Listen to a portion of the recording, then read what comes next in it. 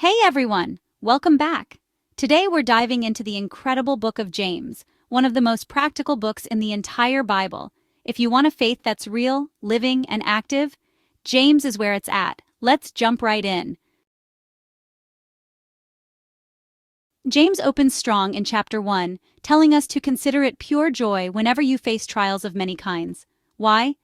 Because trials build perseverance and maturity.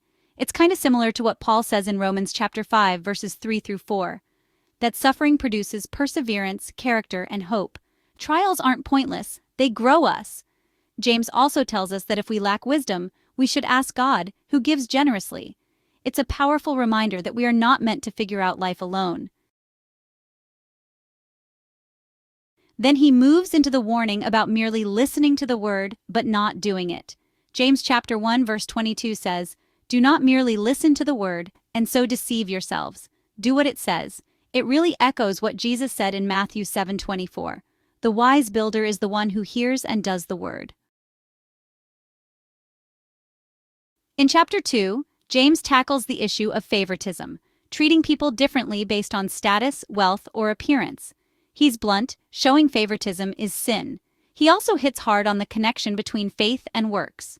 James 2:17 says, "Faith by itself, if it is not accompanied by action, is dead." He's not saying we earn salvation through works.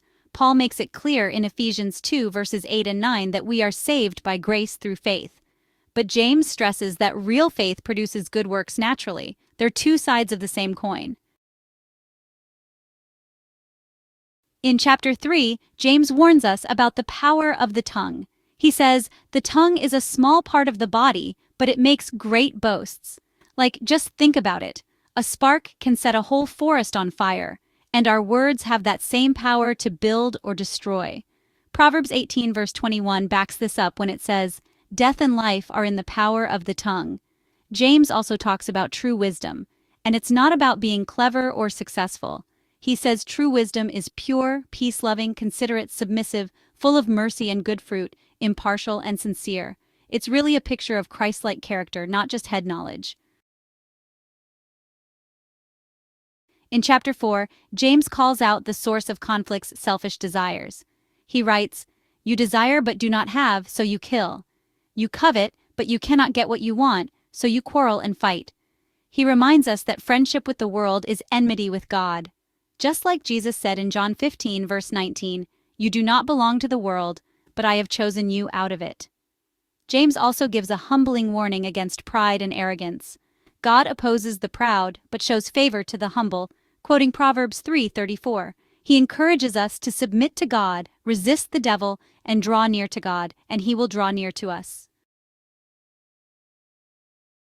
Finally, chapter 5 addresses the rich who exploit others, and he calls believers to be patient in suffering, just like Job was. James 5:16 is a key verse. "The prayer of a righteous person is powerful and effective." Prayer is not a last resort. It's our most powerful weapon. James closes by encouraging us to help turn wandering brothers and sisters back to the truth. It's a reminder that we're called not just to live out our faith, but to care for others spiritually too. So in short, James teaches us, faith must be lived out, not just believed in. Our words matter. Wisdom is shown through humility. Our lives should reflect Jesus in every way.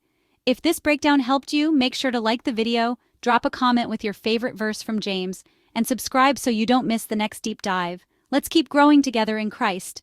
God bless you.